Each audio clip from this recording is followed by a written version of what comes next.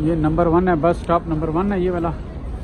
और अभी आप अंदर जा रहे हैं, आपने टिकट लगानी है अंदर जाके, तो आपने टिकट को अंदर से जाके ना वैलिड भी करना है, ठीक है।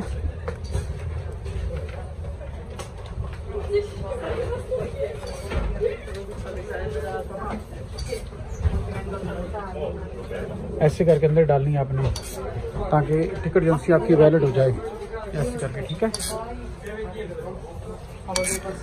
ठीक है, ऐसे करके निकाल लेनी है। ये कुछ पिंच हो गया, नजर आ रहा है आपको।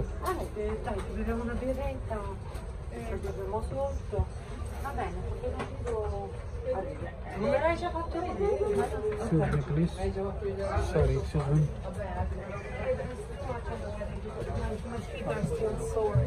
तो आप देख रहे हैं, इधर से आप ऐसे इधर जा सकते हैं, ठीक है। ऐसे करके बैठ गए हैं।